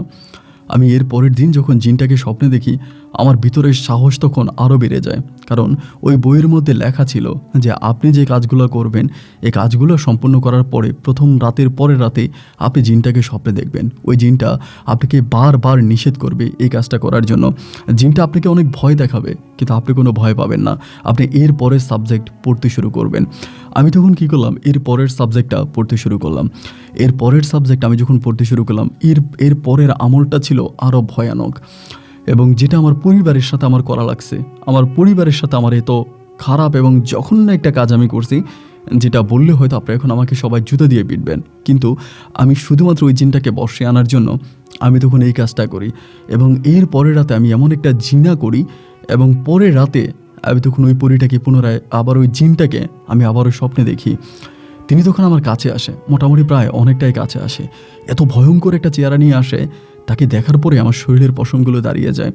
এক ভয়ঙ্কর লোক নিয়ে তিনি আমার কাছে আসে এবং এসে আমাকে বলে, আমি তোমাকে বারবার বলছি জসিমউদ্দিন, তুমি আমাকে বশে আনার জন্য চেষ্টা করো না। আমাকে বশে আনলে তোমার উপকারের চেয়েও ক্ষতিটাই বেশি হবে। ওই রাতে তিনি আমাকে যে কথাগুলো বলল, পরের পৃষ্ঠায় সেই কথাগুলো স্পষ্ট লেখা ছিল। বইয়ের মধ্যে লেখা আছে যে আপনি দ্বিতীয় কাজটা যখন আপনি করবেন, এই জিনটা আপনার খুব কাছাকাছি আসবে, এবং কাছাকাছি আসার পর আপনাকে এই কথাগুলো বলবে। ঠিক যেই কথাগুলো ওই জিনটা আমাকে বলবে, এই কথাগুলোই বইয়ের মধ্যে লেখা ছিল যে এই কথাগুলো বলবে। আমি এবং বইয়ের সাথে বাস্তবতার সম্পূর্ণভাবে মিল পেয়ে গেলাম, যে বইয়ে যা লেখা আসতেছে রাতের বেলা আমি জিন দ্বারা তাই স্বপ্নে দেখতেছি। আমি তখন এটার উপরে রিসার্চ করতে শুরু করলাম, কাজ করতে শুরু করলাম। একটা বন্ধ ঘরের ভিতরে বসে আমি তখন বইটা পড়তেছি। এরকমভাবে 7টা ছিল, 7টা প্ল্যাটফর্ম ছিল। মানে এই 7টা আমল করা দরকার। বইয়ের ভাষায় এটাকে আমল বলে, কিন্তু বাস্তবত এই 7টা নোংরামি করার পরেই যে কাঙ্ক্ষিত আমার যে জিনটা আছে, ওই কাঙ্ক্ষিত জিনটাকে আমি তখন আমার আয়ত্তে নিয়ে আসতে পারবো এবং তাকে দিয়ে আমি সমস্ত কিছু কাজ করাতে পারবো। আমার এই জিনটাকে বশে আনার পরে আমার সর্বপ্রথম টার্গেট ছিল যেভাবেই হোক আমি ওই বাবাকে মেরে এই গ্রাম থেকে তাড়াবো। প্রথমত ওই বন্ড বাবার উপরে আমি বাবাকে মারবো, এবং বাবাকে তাড়িয়ে আমি তখন সত্যিকার অর্থে জিন দ্বারা আমার গ্রামের মানুষের উপকার করব। আমার গ্রামের মানুষ যাতে উপকৃত হয়, তাদের ভিতরে যে জিন নিয়ে একটা অন্ধ বিশ্বাস আছে, সে অন্ধ বিশ্বাসটাকে কাজে লাগিয়ে আমি গ্রামের মানুষের উপকার করব, এবং গ্রামের মানুষের উপকার করার জন্যই আমি তখন এই কাজটা করতে থাকি। দেখা গেল আমি সন্ধ্যা রাতে মোমবাতি জ্বালাই, এবং সন্ধ্যা রাতে মোমবাতি জ্বালিয়ে বিভিন্ন ধরনের হিন্দু মতে আমাকে অনেক পূজা করতে হয়। আমি ঘরের মধ্যে এই পূজাটা করি। আমি 6টা সাবজেক্ট ক্লোজ করি, মানে 6টা আমার শেষ হয়ে যায়, আমি 7মটা করবো, এবং 7মটা আমাকে একটা দিন তারিখ উল্লেখ করে দেওয়া হয়। অমুক রাতে আমাকে ওই কাজটা করতে হবে, এবং অমুক রাত আসার আগ পর্যন্ত আমাকে এই কাজগুলো করতে হবে। মানে পূজা দিতে হবে, আপনার এই কি বলে হিন্দুদের যে বাজায় এগুলো বাজাতে হবে। মানে সমস্ত ধর্মের কিছু কাজ আছে, শুধু যে মুসলিম ধর্মের কাজগুলো আমি করব তাই নয়, বিভিন্ন ধর্মের বিভিন্ন কাজ আমাকে করতে হবে, এবং উল্টোভাবে সব কিছু আমাকে উল্টোভাবে করতে হচ্ছে, যেটা আসলে ধর্মে করে এইভাবে, বাট আমি এই কাজটাই করি কিন্তু উল্টোভাবে। খুবই ভয়ানক একটা পরিস্থিতি। আমি এই কথাগুলো বললে হয়তো আপনাদের মানে মাথায় হাত পড়ে যাবে, কিন্তু শুধুমাত্র মানুষের নিরাপত্তার কথা চিন্তা করে কথাগুলো আমি বলছি না, এই ধরনের কাজগুলো আমাকে করতে হতো। এবং আমি যখন 6মবারে মানে 6 টাইমে আমি যখন 6বারে আমলটা করি, এটা খুব ভয়ানক একটা আমল ছিল। এতটাই ভয়ানক যে আমি একটুখানি বলি, এটা না বললে হয়তো গল্পটা কেউ বুঝবে না। এবং 7মবারে আমলটা ছিল এরকম, আমার পরিবারের যে মানুষগুলো ছিল, আমার পরিবারের মানুষগুলোকে আমাকে উলঙ্গ করতে হয়েছে, এবং তাদের ওই জামা কাপড়গুলো আমি সব পুড়ে ফেলেছি, এবং পুড়ে এগুলো দিয়ে আমি ভিন্ন একটা কাজ করেছি। তো এই জিনিসটা করাতে, এবং আমি যে আমার পরিবারের মানুষের কাপড় খুলেছি, এটা কিন্তু আমার পরিবার কেউ বুঝতে পারেনি, কারণ আমি মন্ত্র দ্বারা আমার পুরো পরিবার যারা ছিল সবাইকে ঘুম পাড়িয়ে দিয়েছি, এবং সবাইকে ঘুম পাড়িয়ে আমি তখন এই কাজটা করেছি। তারা সবাই সেন্সলেস, লাইক অজ্ঞান অবস্থায় ছিল। তো ওই কাজটা করার পরে আমার মা এবং পরিবারের অনেকের মনে তখন খুব ডাউটে, তারা সকালে ঘুম থেকে উঠে এরকম একটা বিভস্ত অবস্থায় সবাইকে দেখতে পায়, এবং তারা এটাও দেখতে পায় যে আমি এখানে তন্ত্রমন্ত্রের কাজ করি, বিভিন্ন ধরনের আপনার পূজা দিতেছি। আমার বাবা মা এবং পরিবার উভয়ের মনে তখন খুব সন্দেহ ঢুকে যায় যে আমি সম্ভবত এই ঘরে বসে ভয়ানক কিছু করার চেষ্টা করছি। খুবই ভয়ানক কিছু করার চেষ্টা করছি। আমি কিন্তু এই বিষয়গুলো বাইরের কারোর সাথে শেয়ার করতাম না, এবং বাইরের কাউকে আমি এই কথাগুলো বলতাম না। আমি এটা ঘরের মধ্যে করতাম, এবং ঘরের মধ্যে শুধুমাত্র আমার পরিবারের যে মানুষগুলো ছিল তারাই জিনিসটা বুঝতে পারতো, তারাই দেখতো যে আমি ঘরের মধ্যে কী কাজগুলো করি। কিন্তু সত্যিকার অর্থে তারা ওভাবে কোনো কিছু, মানে গ্রামের বাইরের মানুষকে কোনো কিছু আমার পরিবারের মানুষও জানাতো না। তো যেদিন আমি 6 নাম্বার কাজটা করব, মানে 7 নাম্বার কাজটা করব, এই কাজটা করা হয়ে গেলে ওই জিনটা আমার পুরোপুরি বশে চলে আসবে এবং আমি তাকে একজন স্বাভাবিক মানুষের রূপে দেখতে পাবো। এখনও আমি তাকে ভয়ঙ্কর রূপে দেখতে পাই, মানে প্রচণ্ড রকমের ভয়ঙ্কর রূপে এখনও সে আমার সামনে আসে। কিন্তু আমি যখন আমলগুলো সম্পূর্ণ করব, মানে 7ম কাজটা আমি করে ফেলবো, এরপরে সে আমার সামনে একদম সাদা মাটা মানুষ হয়ে আসবে এবং তখন আমি তাকে যা আদেশ করব সে আমার আদেশ অনুযায়ী কাজ করবে, আমার কথার বাড়ি সে আর কোনো কিছুই করবে না। তো ওই দিন দুপুরবেলা আমাকে 7 পুকুরের পানি ম্যানেজ করতে হবে। ওই কাজটা করার জন্য 7 পুকুরের পানি লাগবে এবং একেবারে নিষ্কালো যে কুকুরের, মানে নিষ্কালো একটা কুকুর লাগবে, যে কুকুরের গায়ে অন্য কোনো কালার নাই, শুধুমাত্র ধরেন কুকুরটা একদম কালো হইতে হবে, একেবারে সম্পূর্ণ কালো। ওই কুকুরটাকে আমি নিব, বা যেভাবে হোক আমি কুকুরটাকে মন্ত্র দিয়ে অজ্ঞান করে কুকুরটাকে আমি নিয়ে যাব এবং রাতের বেলায় 7 পুকুরের পানি ওই কালো কুকুর দিয়ে আমাকে 7 নম্বর কাজটা করতে হবে। সেই কাজটা করার জন্য আমি তখন কুকুরের উদ্দেশ্যে বেরিয়ে গেলাম। সকালবেলা আমি কুকুরের উদ্দেশ্যে এবং 7 পুকুরের পানি ম্যানেজ করতে বেরিয়ে গেলাম। আমি কুকুরও ম্যানেজ করলাম, 7 পুকুরের পানিও নিয়ে আসলাম এবং কুকুরটাকে বস্তা বন্দি করে আমি তখন ঘরের মধ্যে আসলাম। কিন্তু আমি যখন ঘরে আসলাম, ঘরে এসে আমি ওই কাজটা করব, বাট আমার এই কাজটা করতে হবে রাত ঠিক বরাবর 3টা বাজে আমাকে এই কাজটা শুরু করতে হবে। তো রাত্র 2:30 বাজে আমি তখন কী করলাম, সব কিছু রেডি করে হঠাৎ করে দেখতেছি আমার বইটা নাই। বইটা আমি যে জায়গায় রাখতাম, বইটা রাখতাম সবসময় আমার বালিশের নিচে, এবং বালিশের নিচে বইটা রেখে আমি এই ধরনের কাজগুলো করতাম।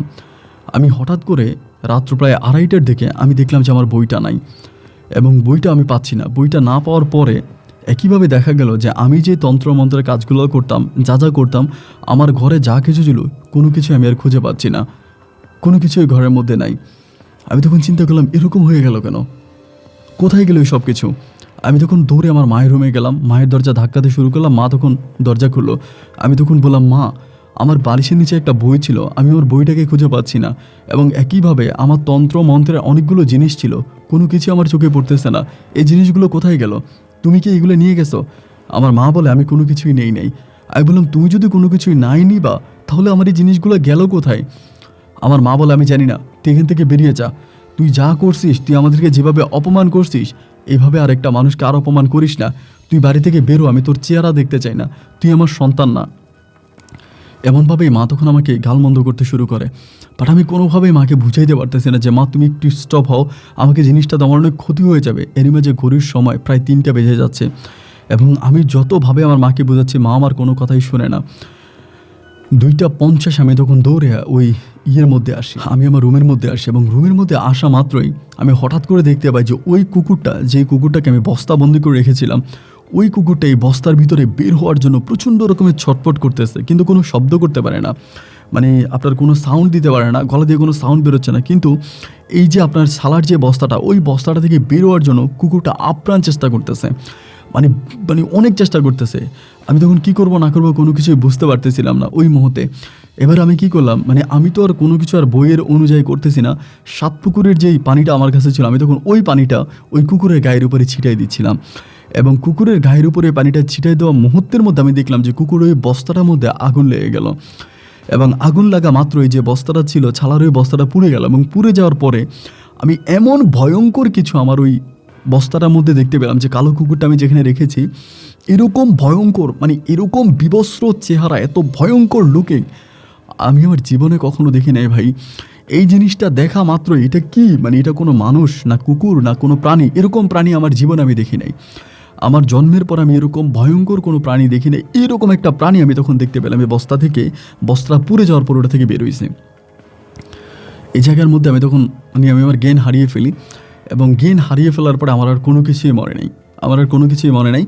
এবং আমার যখন জ্ঞান ফিরে আসে, তখন আমি দেখতে পাই যে আমি একটা গহীন জঙ্গলের মধ্যে আছি এবং এত বড় একটা জঙ্গল, যে জঙ্গলের চারপাশে শুধু পাহাড় আর পাহাড়ে ঘেরা এক ভয়ানক জঙ্গলে আমি তখন আছি। সেখানে আমার তখন জ্ঞান ফিরে আসে এবং জ্ঞান ফিরে আসার পরে মানে আমি অবাক হয়ে যাই, আমি তো আমার ঘরে ছিলাম, কিন্তু ঘর থেকে আমি এই জঙ্গলের মধ্যে কিভাবে আসলাম? আমি জঙ্গলের কোনো কুল কিনারা খুঁজে পাচ্ছি না। এই জঙ্গলের কোথায় মাথা, আমি বের হবো কোন দিক থেকে, আমি কোনো কিছুই খুঁজে পাই না। একটা সময় আমি তখন আস্তে আস্তে করে ওখান থেকে উঠে আমি হাঁটতে শুরু করলাম। কিন্তু দূর দূরান্ত থেকেও আমি কোনো মানুষের শব্দ পাচ্ছি না। বুকের ভিতর তখন প্রচণ্ড রকমের ভয় কাজ করতেছে যে এটা আমি কী করলাম, আমি কোথায় চলে আসলাম। তখন দিনের বেলায় ছিল, সূর্য আকাশে আছে, স্পষ্ট বোঝা যাচ্ছে। অনেক পথ হাঁটার পরে আমি তখন কিছু পাহাড়ি কলা গাছ দেখলাম, এবং পাহাড়ি কলা গাছগুলো দেখার পরে আমার পেটে কিন্তু প্রচণ্ড রকমের খিদা ছিল। আমি কাঁচা পাকা মিলিয়ে অনেকগুলো পাহাড়ি কলা খেলাম, এবং পাহাড়ি কলা খেয়ে আমি আবারও হাঁটতে শুরু করলাম। দেখতে দেখতে সন্ধ্যা ঘনিয়ে আসলো, এবং সন্ধ্যার পরে আমি এখন কোথায় যাব? আমি চিৎকার করতেছি বনের মধ্যে দাঁড়িয়ে দাঁড়িয়ে, খুব জোরে জোরে চিৎকার করি যে কে কোথায় আছেন, বা আমার শব্দ কেউ শুনতে পাচ্ছেন কি না, মেহরবানি করে আমাকে একটু এখান থেকে বের করেন। খুব জোরে জোরে চিৎকার করি, কিন্তু আমার চিৎকারের শব্দ কারো কানে পৌঁছায় না। সন্ধ্যা ঘনিয়ে আসলো, এবং সন্ধ্যা ঘনিয়ে আসার পর আমার ভিতরে ভয় আরও বেশি কাজ করতেছে। তো আমি টুকিটাকি যে ধরনের দোয়াগুলো পারতাম ওই ধরনের দোয়াগুলো বলেই আমি তখন একটা গাছের উপরে উঠলাম। আমি চিন্তা করি, আমি যদি নিচে থাকি, এটা তো কোন জঙ্গল, কোন জায়গা আমি তো আর এটা জানি না, হয়তো আমাকে হিংস্র কোনো পানি খেয়েও ফেলতে পারে। এই ভয়ে আমি তখন একটা গাছের উপরে উঠলাম, এবং একটা সরু গাছের ঢালে আমি তখন শুইলাম, এবং ওই ডালে শুয়ে আমি তখন সৃষ্টিকর্তাকে ডাকতে শুরু করলাম। আল্লাহর কাছে কান্নাকাটি করে বললাম যে, হো মোর প্রভু আল্লাহ, আমি যেটা করেছি সেটার জন্য তোমার সামনে দাঁড়ানোর মতো কোনো সৎ সাহস আমার নাই। আমি তোমার সামনে দাঁড়িয়ে তোমার কাছে ক্ষমাও চাইতে পারবো না। শুধু এটুকুনি বলবো, আল্লাহ তুমি তো আল্লাহ বলেছো যে ক্ষমায় মহৎ গুণ। আল্লাহ, তুমি যদি পারো আমাকে, আল্লাহ তোমার রহমতে আমাকে একটুখানি অস্থির দাও। আল্লাহ, আমাকে আমার বাড়িতে পর্যন্ত পৌঁছায় দাও, আমাকে আর এখানে রেখো না। আমি গাছের ঢালেই ঘুমিয়ে পড়লাম, এবং সেখানেই একটা সময় সূর্যের আলো এসে আমার চোখের মধ্যে পড়লো, এবং সূর্যের আলো চোখে পড়ার পরে আমি তখন বুঝলাম যে সকাল হয়ে গেছে। সারা রাতে আমার কোনো জ্ঞান ছিল না, এবং এই রাতে আমি কোনো কিছু স্বপ্নও দেখি নাই, আমার ওই রাতের কোনো মেমোরি নাই। আমি তখন গাছ থেকে নামার পরে আবারও মেঠো পথ ধরে হাঁটতে শুরু করলাম। বনের ওই আঁকা বাঁকা পথে আমি তখন হাঁটতেছি। অনেকটা হাঁটার পরে আমি তখন কেমন জানি একটা শব্দ পাচ্ছিলাম, মনে হচ্ছিল যেন কেউ কোনো কিছু একটা কাটতেছে। আজকে এই প্রথমেই কোনো একটা শব্দ পাইলাম যে মনে হয় কোনো কিছু একটা কাটা হচ্ছে, কুড়াল দিয়ে গাছ কাটলে যেরকম একটা শব্দ হয় না, এরকম একটা শব্দ হচ্ছে। এবং এরকম শব্দটা শুনে আমি তখন ওই শব্দকে অনুসরণ করতে থাকি। শব্দকে অনুসরণ করে আমি তখন দৌড়াতে শুরু করি। এমন করে দৌড়াতে একটা পর্যায়ে আমি হঠাৎ করে দেখি যে অনেকগুলো সাকমা ছেলে পাহাড়ের গাছ কাটতেছে। ওরা আমাকে দেখা মাত্রই দৌড় দেয়। ওরা যখন দৌড় দেয় আমি ওদের পিছনে দৌড়াতে থাকি, এবং ওদের পিছনে দৌড়ে ওরাও বনের মধ্যে দৌড়াচ্ছে, আমিও দৌড়াচ্ছি। এরকম করে অনেকটা দূর যাওয়ার পরে ওরা ওদের বাসায় কি জানি বলে তারা দাঁড়াই যাওয়ার পরে আমি তখন কাছে এসে ওদের পা ধরে কান্না করতে শুরু করছি যে আমাকে আমার বাড়ি পৌঁছাই দেন, আমার বাড়ি চট্টগ্রামের অমুক জায়গায়, আমি আমার বাড়িতে যেতে চাই। ওরা তখন আমার দিকে তাকে অবাক হয়ে গেল। আমার কাছে তখন মনে হলো আর কি, ওরা যে দৌড় দিয়েছে ওরা মনে হয় ভেবেছে আমি প্রশাসনের কোনো লোক হব, কারণ বনে তো কাটা নিয়ম নাই। তারপরে উনি পা ধরার পরে ওরা তখন আমার ভাষা বুঝে কি বুঝেন আমি জানি না, এবং তারা তখন আমাকে এখান থেকে নিয়ে গেল, বন থেকে আমাকে নিয়ে হাঁটতে শুরু করলো। এবং হাঁটতে হাঁটতে একটা সময় আমাকে আর্মি ক্যাম্পের দিকে নিয়ে গেল। আমি দেখলাম যে আর্মি ক্যাম্প, এবং সেখানে আমার মতো অনেকে ওখানে ডিউটি করতেছে, বা ওইখানে গেছি। যাওয়ার পরে ওইখানে যখন আমি যাই তখন প্রায় আপনার দুপুর গড়িয়ে যায়, দুপুরের শেষের দিকে। পরে আমাকে ওখানে খাবার দেওয়া হয়, আর্মিদের খাবার দেওয়া হয়। আমি তখন খাবার খাই। খাওয়ার পরে দুজন আর্মি তখন আমার কাছে আসে। ওরা কিন্তু আর্মি ক্যাম্পে আমাকে দিয়ে চলে যায়, সাকমা ছেলেগুলো চলে যায়। আর্মিরা তখন আসে, এসে আমাকে বলে যে তোমার বাড়ি কই? আমি তখন বললাম যে আমার বাড়ি চট্টগ্রামের অমুক জায়গায়। পরে আমাকে বলতে এসেছে যে তোমার পরিবারে কে কে আছে, সবার কথা বলি, পরিবারের সাথে যোগাযোগ আছে? আমি বললাম যে না। তুমি এই বনে কীভাবে এসেছো? আমি তখন ওনাদেরকে বললাম, একটু বলছে। ওনারা তখন হাসতেছে। ওনারা বলে, এগুলো কি সম্ভব নাকি? এগুলো কী ধরনের কথা বলো যে তুমি তোমার ঘরে ঘুমাইছো, ঘুম ভাঙার পরে তুমি দেখলে যে তুমি গহীন জঙ্গলে। তুমি কি জানো এটা বান্দরবনের একদম গহীন জঙ্গল, এখানে কোনো ট্যুরিস্ট পর্যন্ত আসে না।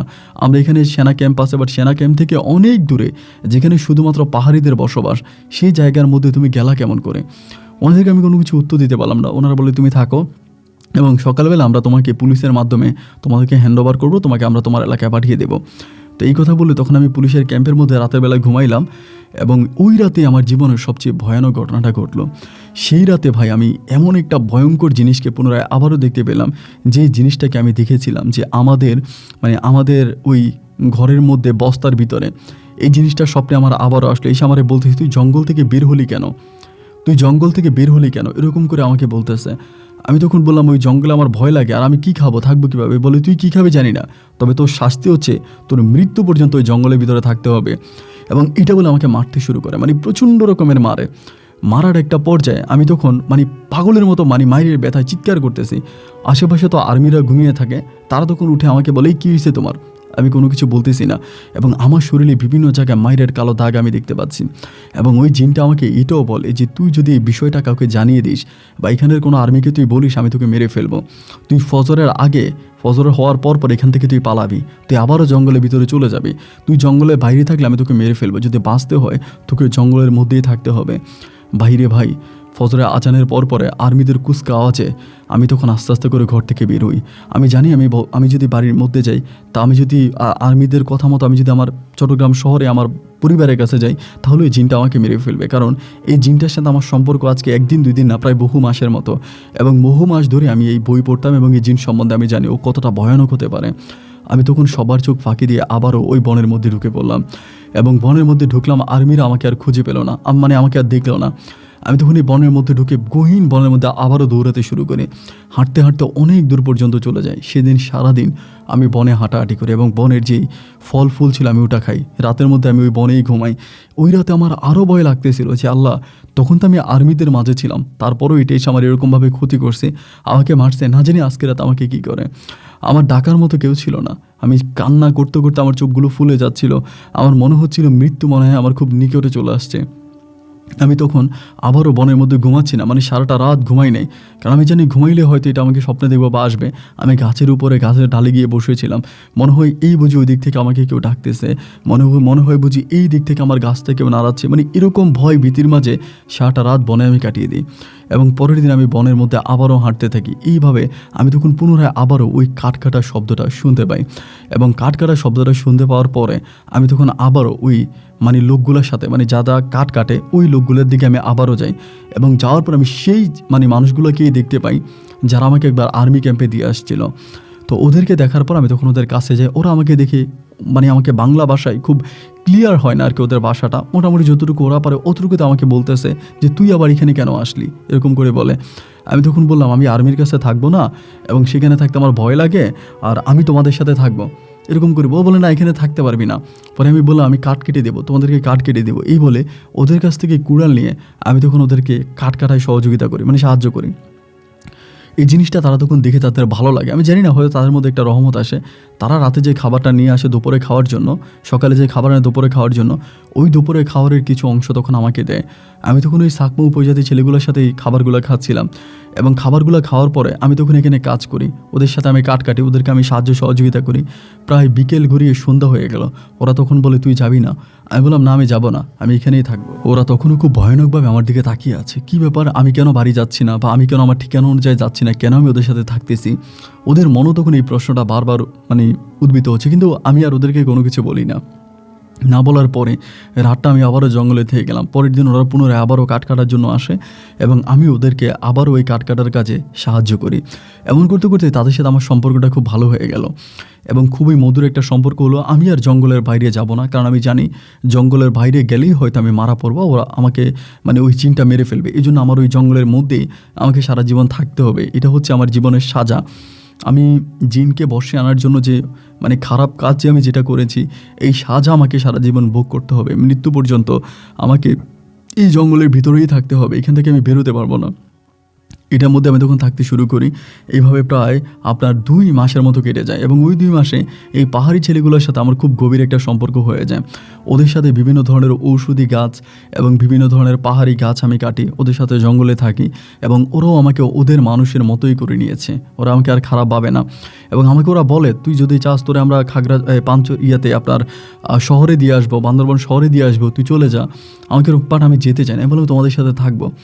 2 মাস 2.5 মাস পরে একদিন আমরা কাজ করতেছিলাম। ওই দিন প্রচুর বৃষ্টি ছিল, আকাশে অনেক মেঘ করেছে, বৃষ্টি গুড়ি গুড়ি বৃষ্টি পড়তেছে, বৃষ্টির মধ্যে আমরা কাজ করতেছি।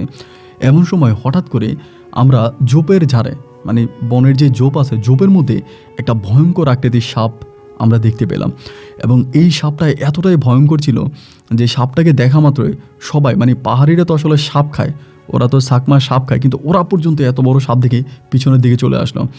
এবং পিছনের দিকে চলে আসার পরেই একটা ছেলে তখন একটা মানে সাপটাকে মারার জন্য একটা ঢাল হাতে নিল, যে জোপের মধ্যে সাপটাকে মেরে ফেলবে, এরকম একটা ঢাল হাতে নিল। তখন আপনার প্রায় জোহরের আজানের সময় ওই রকম মুহূর্তে একদম ভোর দুপুরে পরে আমি ওই মানে ছেলেটার কাছ থেকে লাঠিটা টান দিলাম। লাঠিটা টান দেওয়ার প্রথম কারণ হচ্ছে আমি জানতাম যে সাপকে যদি এখানে আঘাত করা হয় এবং আমরা যারা সাথে আছি আমাদের মানে ওদের কাউকে তো পাবে না, ওরা চলে যাবে ওদের ঘরে বাড়িতে বা ওরা চাকমা, ওদের কোনো সমস্যা হবে না। কিন্তু বনের মধ্যে তো রাতের বেলায় আমি থাকবো এবং যদি এই সাপটাকে এখন আঘাত করা হয়, সাপটা যদি মরে যায় তাহলে তো ভালো, আর যদি না মরে তাহলে তো সাপটা আমাকে ছোবল দেবে বা রাতে আমাকে মেরে ফেলতে পারে। যেহেতু আমি এই ছেলেগুলোর সাথে আছি, আমি গ্রামের বাড়িতে শুনেছিলাম যে সাপকে যদি কোনোভাবে আঘাত করা হয় এবং এই সাপ যদি না মরে তাহলে রাতের বেলায় এসে ওই মানুষগুলোকে সাপে মেরে ফেলে। এই ভয়টা থেকে আমি তখন ছেলেটার কাছ থেকে ওই বাঁশটা টান দিলাম যে না, সাপটাকে মাইরো না। আমাকে বলতে স্যার এটা মেরে ফেলবো, এটা এরকমভাবে এখানে মেরে ফেলা দরকার। আমি ওদের কাছ থেকে জোরাজোর করে অনুরোধ করে বললাম যে চলো আমরা অন্যদিকে কাট কাটি, এই সাপটা এখানে থাক। এরপরে আমরা অন্যদিকে কাট কাটতে চলে গেলাম, এই সাপটার কাছে আর আমি গেলাম না, অন্যদিকে কাট কাটতেছি। সেদিনও কাট কেটে বরাবরের মতো সন্ধ্যার দিকে ওরা চলে আসলো। তখন আমি ওখানে থাকার জন্য একটা ঘর নির্মাণ করি, ওই মানে আপনার বনের ভিতরে থাকার জন্য একটা ঘর বানাই। ওই ঘরের মধ্যে আমি তখন শুইলাম। এই যে 2-2.5 মাস কেটে গেল, আমি কিন্তু ওই জিনটাকে আমি বর্ষে আনার জন্য কবিরা যে শিক্ষা নিয়েছিলাম, তান্ত্রিকে শিখেছিলাম, ওই জিনটা কিন্তু আমাকে 2 মাসের মধ্যে বনের ভিতরে থাকা অবস্থায় একদিনও আমার স্বপ্নে আসে নাই। কিন্তু ওই দিন রাতে আমি হঠাৎ করে ভিন্ন কিছু একটা জিনিসকে স্বপ্নে দেখলাম, যেটা হচ্ছে এক খুবই সুন্দরী একটা পরী, মানুষের মতোই মানে মেয়েদের মতোই খুবই সুন্দরী, এবং ওর ডানা আছে। আমি তার স্বপ্নের মধ্যে দেখতেছি, সে আমাকে এসে বলতেছে যে তুমি আমার অনেক বড় উপকার করেছো, আমি আজকে মারা পড়তাম, তুমি আমাকে নির্ঘাত মৃত্যু থেকে বাঁচিয়েছ। তোমার কষ্ট আমি জানি, তোমাকে এখানে আটকিয়ে রাখা হয়েছে, একটা জিন তোমাকে বন্দি করে রাখছে, তোমাকে লোক সমাজে যেতে দেয় না, আমি তোমাকে লোক সমাজে যাওয়ার ব্যবস্থা করে দিব, তুমি আমাকে বাঁচিয়েছ।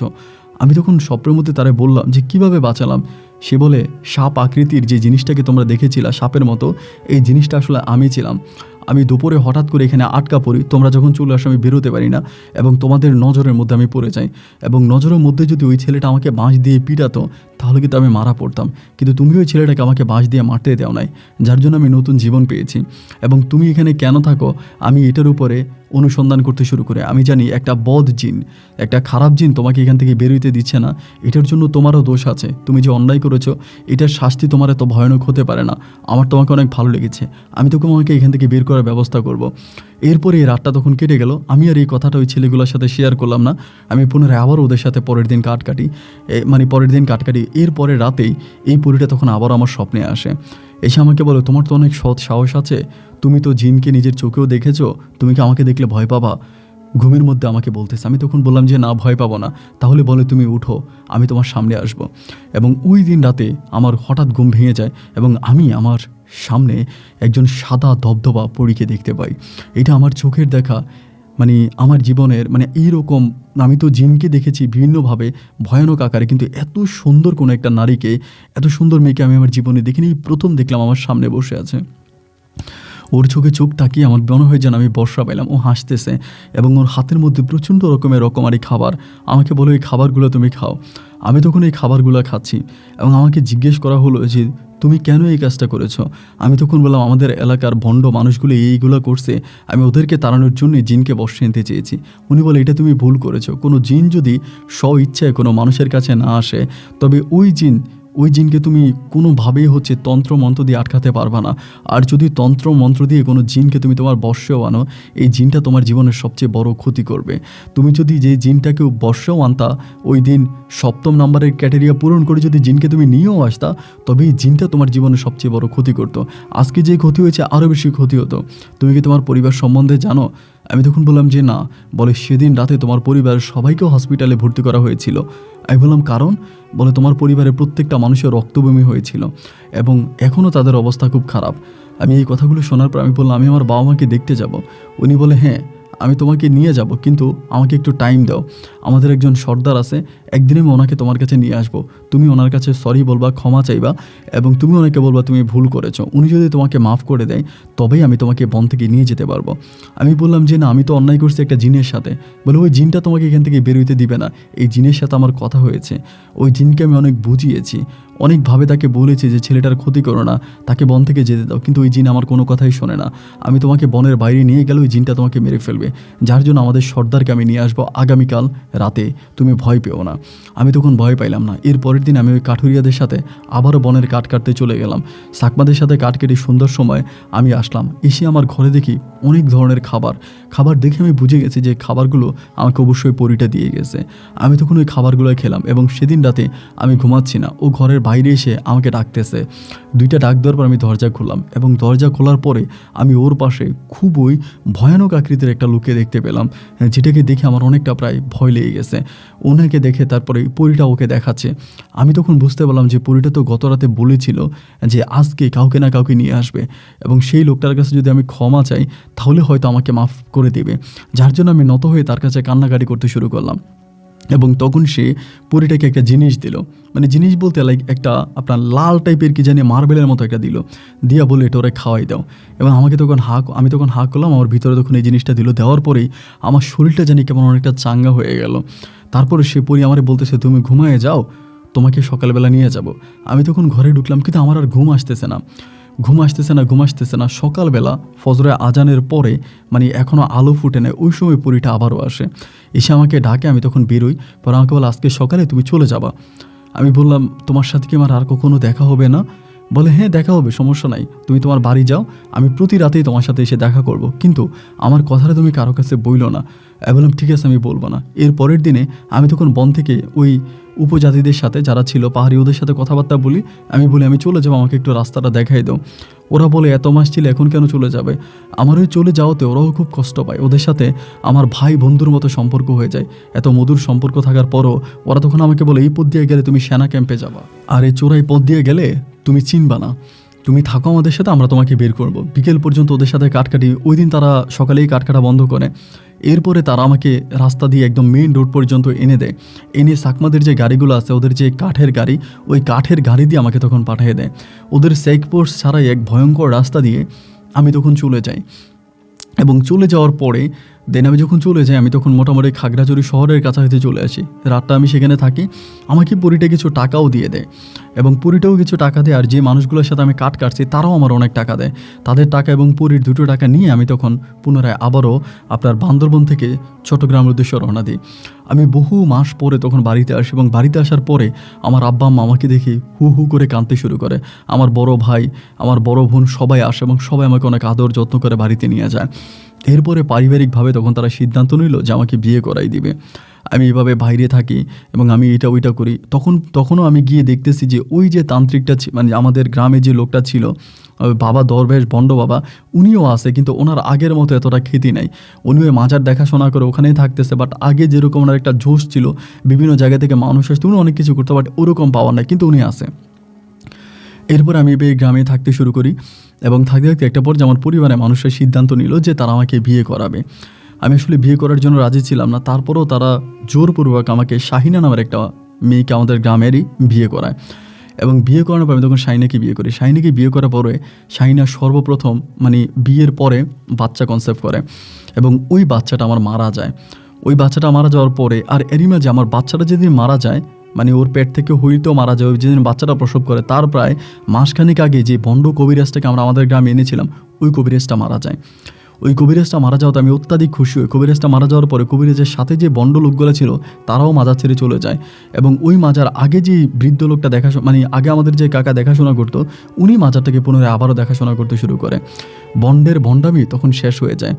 বাচ্চাটা মারা যাওয়ার পরে আমার বউ তখন বিভিন্ন কবিরাজের কাছে যায় যে কেন বাচ্চা মারা গেল, এটা ওইটা। কোন কবিরাজ নেয় আমার বউকে বলে দেয় যে আমার সাথে একটা জিন আছে, মানে একটা পরী আছে, ওই পরীটা থাকার কারণেই আমার বউয়ের পেটে বাচ্চা টিকে না। এবং আমার তখনও কিন্তু ওই রাতের বেলায় পরীটা আমার সাথে দেখা হতো, ও আমার সাথে স্বপ্নে আসতো, আমার সাথে কথা বলতো, খুব মধুর সম্পর্ক ওর সাথে আমার ছিল। এরকম করে আমাকে স্বপ্নে দেখতাম এবং আমার বউ এই যে পরীটার সাথে আমি কথা বলতাম, আমার বউ কিন্তু আজকে 1 বছরেরও বেশি সময় ধরে আমার সাথে সংসার করে, কখনো আমাকে জিজ্ঞেস করে নাই বা কখনো এই বিষয় আমার সাথে কথা বলে নাই, কিন্তু ও ফলো করতো যে হ্যাঁ সামহাও কিছু একটা আমার ভিতরে আছে এবং এটার সাথে আমি কথাবার্তা বলি, এটার সাথে আমার একটা আত্মার সম্পর্ক, এটাও বুঝে যায়। এবং এই জিনিসটা বুঝে যাওয়ার পরে ও তখন কী করে আমি জানি না। এর বেশ কয়েকদিন পরেই ও হঠাৎ করে একদিন করলো কি, মানে আমাকে দুপুরবেলা বললো গোসল করে আসো, তোমাকে এক জায়গায় নিয়ে যাব। তা আমি বললাম কোন জায়গায় নিয়ে যাবো? ও বলে আমার বাচ্চা হইলে কেন মারা যায়। আর এখানে আরেকটা জিনিস আমার ভুল হয়ে গেছে, এর মাঝে ওর আরেকটা বেবিও কিন্তু নষ্ট হয়, আরেকটা বেবি নষ্ট, এবং তৃতীয়বার যখন ও বেবি কনসেপ্ট করে তখনই আমাকে নিয়ে যায় কবিরাজের বাড়িতে। আমাকে গোসল টোসল করিয়ে কবিরাজের বাড়িতে নিয়ে যাওয়ার পর আমার 2 হাতে তখন 2টা তাবিজ পরাই দেওয়া হয়, আমার কপালের মধ্যে হলুদ মেখে দেওয়া হয়, আমাকে একটা জায়গায় বসায় এবং অতটুকু আমার মনে আছে ওখানে আমাকে একটা জায়গায় বসানোর পরে আমি তখন ওখানে আমার জ্ঞান হারিয়ে ফেলি। আমার যখন জ্ঞান আসে তখন আমার শরীরটা প্রচণ্ড ব্যথা, আমার গলাটা খুব ব্যথা, আমার শরীরটা নাড়তে পারি না। আমি অনেক কষ্ট করে বাড়ি আসি, আসার সন্ধ্যার সময় শুয়ে পড়ার পরে সেদিন রাতে এই প্রথম আমি আর পরীটাকে স্বপ্নে দেখি নাই। এবং পরীটাকে স্বপ্ন না দেখে আমার ভিতরে খুব খারাপ লাগলো যে কী ব্যাপার, আজকে প্রায় 3 বছরের মতো প্রতি রাতে আমি পরীটাকে স্বপ্নে দেখতাম, আজকে আমি এই পরীটাকে স্বপ্নে দেখলাম না কেন? ভাবলাম হয়তো আমার শরীর খারাপ ছিল, ক্লান্ত ছিলাম, এই জন্য ঘুমিয়ে গেছি। পরের দিন সকালবেলা আমার বউ আমারে জিজ্ঞেস করে, তুমি কি গতকালকে রাতে কিছু স্বপ্ন দেখেছো? এই 3 বছরে ও কিন্তু কোনোদিন আমাকে এই প্রশ্নটা করে নাই এবং ও কিন্তু জানতোও না। তো আমাকে এই প্রশ্ন করার পর আমি তখন ভয় পেয়ে গেলাম। আমি বললাম, না আমি কী স্বপ্নে দেখবা, আমি কিছু স্বপ্ন দেখি নাই। আমাকে বলে, সত্যি দেখো নাই তো? আমি বললাম না। ও বলে, না দেখাই ভালো।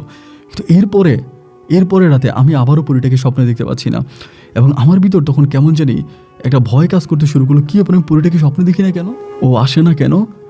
আমি তখন আমার মা সহ শুরু করে আমার পরিবারে যারা ছিল তাদেরকে জিজ্ঞেস করতে শুরু করলাম, আমার বউকে জিজ্ঞেস করলাম। তখন আমি আমার মায়ের মুখে জানতে পারি, আমার বউ আমাকে বলেন, আমার মায়ের মুখে জানতে পারি যে এই ঘটনা। আমার বউ আমাকে ওই তান্ত্রিকের কাছে নিয়ে আছে, ওই তান্ত্রিক আমার হাত পায়ে তাবিজ পরিয়ে আমার ভিতরে ওই জিনটাকে মানে ওই পরীটাকে আনে, ওই পরীটাকে আমার মধ্যে আনার পর ওই তান্ত্রিক ওই পরীটাকে হত্যা করে। বিনিময়ে আমার বউ ওই তান্ত্রিককে টাকা দেয়। আমার পরীটাকে হত্যা করা হয়েছে এটা শোনার পরে আমার ভিতরটা তখন ফেটে যাচ্ছিল।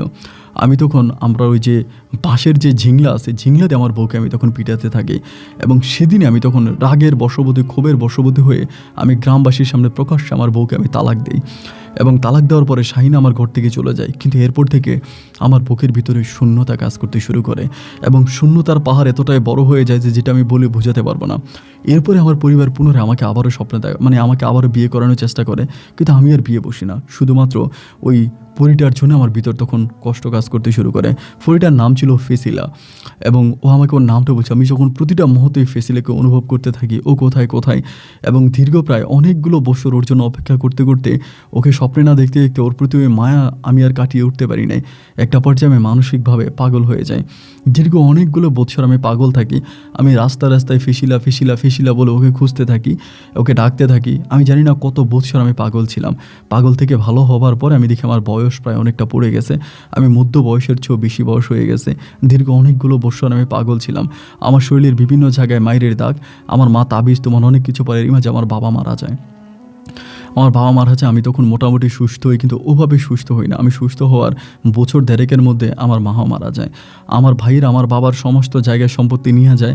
আমি এখনও আধা পাগল আধা ভালো, কখনো মসজিদে, কখনো এইখানে, কখনো ওইখানে, বিভিন্ন জায়গায় শুয়ে বসে আমি আমার দিনগুলো কাটাই। আমার বয়স প্রায় এখন 60 থেকে 70-এর কাছাকাছি। কখন মরে যাই তার কোনো ঠিক নাই এবং এখন আমার আপন বলতে দুনিয়াতে কেউ নাই। আমি এখন পাগল। আমার ভাইয়েরা বিভিন্ন ঘর থেকে আমাকে এনে খাবার দেয়, আমি খাবার খাই, এভাবেই আমার দিন রাত কাটতে থাকে। জানি না কতদিন বেঁচে থাকবো। আমার এই ঘটনাগুলো আমার মরার আগে আমি আপনার কাছে বললাম। আপন ভাই, আমি আপনাকে অনুরোধ করবো যদি পারেন আমার সাথে একটু যোগাযোগ করবেন, আর যদি চট্টগ্রামে কখনো আসেন তাহলে আমার এলাকাতে আসবেন। আমি আমার এলাকার ফুল ঠিকানা আপনাকে দিলাম। আমার এলাকার সব মানুষ আমার এই ঘটনার সাক্ষী। আজও আমি পাগল। আমি আমার জীবন দশায় অনেক নিয়ত করেছি পরীটাকে যাতে আমি একবার পাই, যাতে একবার আমি ওকে দেখতে পাই, কিন্তু আমার মা, আমার বউ সবাই বলে ওই পরীটাকে নাকি ওই কবিরাজটা মেরে ফেলেছে। আপনি জানেন না, আমি একদিন ওই কবিরাজটাকেও মারার জন্য গেছি এবং বিভিন্ন ধরনের ঘটনা আমার জীবনে ঘটে গেছে। সব কিছুর পরে আজ আমি মৃত্যুর ধারপ্রান্তে এসে দাঁড়িয়েছি। আপন ভাই, আপনার কাছে কথাগুলো বললাম, যদি পারেন আপনি আমার কথাগুলো রেকর্ড করবেন এবং যদি পারেন আমার সাথে ফোনে অন্তত 1 মিনিটের জন্য হলেও কথা বলবেন। এটা আমার ফোন নাম্বার। ভালো থাকবেন। আসসালামু আলাইকুম।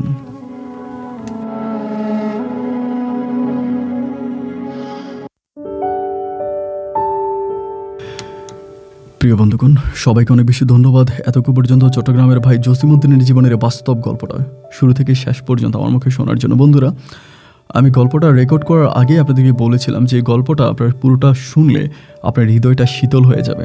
আমি জানি আজকের এই গল্পের ফেসিলার জন্য আপনার খুব কষ্ট হচ্ছে, যেটা আমারও হয়েছে। এই পরীটা জসিমকে এমন এক জীবন দিয়েছে যে জীবনে জসিম তার বন্দি জীবন থেকে মুক্তি পেয়েছে। জসিমের বাকি জীবনটা কিন্তু ওই বনের মধ্যেই কাটতো এবং একটা সময় জসিম ওই বনে মারাও পড়তো, কিন্তু আল্লাহর কি হুকুম, ফেসিলা তার জীবনে আসে এবং তাকে সব কিছু থেকে মুক্ত করে। আর এই মুক্ত করার পরেই ফেসিলাকে জীবন দিতে হলো, কিন্তু যে দুষ্ট জিনটা জসিমের এত ক্ষতি করেছে সেই জিনটা কিন্তু রয়ে গেল। শুধুমাত্র জিনপরের গল্প দিয়ে নয়, আমাদের বাস্তব জীবনেও এরকম অনেক ঘটনা ঘটে। যে মানুষটা আমাদের উপকার করে, যে মানুষটা আমাদের অনেক উপকারে আসে, আমরা দিন শেষে সেই মানুষটারই ক্ষতি করি। উপকারের প্রতিদান আমরা মানুষ জাতিরা দিতে পারি না। এই গল্পটাই তার বাস্তব প্রমাণ। সবাই ভালো থাকবেন, সুস্থ থাকবেন, আপনাদের সুস্থ থাকার প্রত্যাশায় আমি আপন আজকের মতো এখানেই বিদায় নিচ্ছি। দেখা হবে অন্যদিন অন্য কারো বাস্তব জীবনের গল্প নিয়ে। আল্লাহ হাফেজ এন্ড আসসালামু আলাইকুম।